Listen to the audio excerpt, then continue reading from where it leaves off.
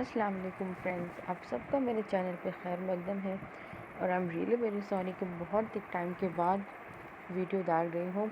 आज हम दिल्ली सुल्तान शाही सल्तनत का इतिहास भारत में किस प्रकार से शुरू हुआ उसके बारे में जानेंगे।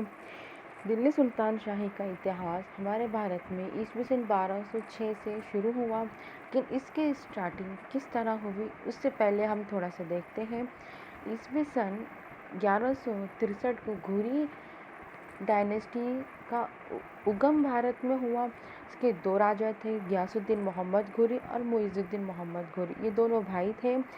गयासुद्दीन घुरी घूर घराने का बादशाह बने और मुइज़ुद्दीन मोहम्मद घुरी ये गजनी प्रांत का बादशाह बने। पृथ्वीराज चौहान थर्ड और मोहम्मद घुरी के बीच में जो युद्ध हुआ उसके अंदर मोहम्मद घुरी के पराभव हो गया और पृथ्वीराज चौहान थर्ड वो उनकी जीत हो गई। लेकिन अगेन ईस्वी सन 91 में ये हुआ फर्स्ट युद्ध, और अगेन नेक्स्ट ईयर 92 में फिर वही युद्ध हुआ और मोहम्मद घुरी उस वक्त जीत गया और पृथ्वीराज चौहान जो थर्ड था वो हार गया। ये दोनों युद्ध में कुतुबुद्दीन ऐबक जो थे, पहले हमारे गुलाम वंश के जो सुल्तान रह चुके हैं, उन्होंने तो सुल्तान पद भी धारण किया ही नहीं था, लेकिन फिर भी जो रह चुके हैं कुतुबुद्दीन ऐबक, तो उन्होंने घुरी को बहुत ही सपोर्ट किया।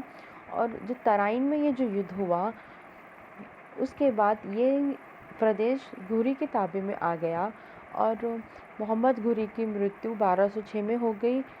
इसके बाद घुरी को कोई बच्चा नहीं था, इसी वजह से उन्होंने अपने भरोसेमंद गुलाम को गादी पे बिठाया और वहीं से गुलाम वंश की स्थापना हुई, स्टार्टिंग हुई। और 1206 में ही गुलाम वंश की स्टार्टिंग हो गई। और फ्रेंड्स, दिल्ली सल्तनत का जो गुलाम वंश के संस्थापक जिसे बोलते हैं वो कुतुबुद्दीन ऐबक ही हैं। तुर्किस्तान से आया था ऐबक, और घुरी जो थे मुइज़ुद्दीन घुरी और गयासुद्दीन घुरी, इन्होंने इनको निक नेम दिए थे। इनको बहुत ही भरोसेमंद गुलाम थे ये। इन्होंने जो निक नेम दिए थे वो है चंद्रमुखी, चंद्रमा का देवता, कुरान खान, हातिम और लाख वक्त। ये सब इन्होंने इनको निक नेम दिए थे। इन्हें प्यार से इस नाम से बुलाया करते थे। पहले इंडिया पाकिस्तान एक था, इसकी वजह से इनके अंडर में जो राज्य इनको दिया था तो वो था लाहौर था, जिसमें ये अपना प्रदेश को ये खूब अच्छी तरह से इसकी देखभाल करते थे। और ये एकमात्र ऐसे सुल्तान हैं जिन्होंने गादी पर बैठने के बावजूद भी सुल्तान पद ये धारण नहीं किया।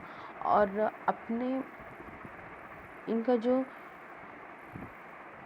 गुलाम थे इल्तुतमिश, ये भी बहुत ही भरोसेमंद गुलाम थे।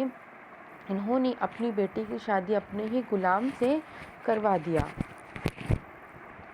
बहुत ही कर्तव्यगार थे, लेकिन 1206 में गुलाम पदवी पर बैठे, गादी पर बैठे और 1210 में इनकी डेथ हो गई। और फिर इनके बाद इनका ही जो गुलाम थे इल्तुतमिश, जिसे अल्तमश नाम से भी जाना जाता है, तो फिर उन्होंने गादी पर बैठाया। Thank you guys. अगर मेरी वीडियो अच्छी लगी तो प्लीज़ शेयर करिए। अल्लाह हाफिज़।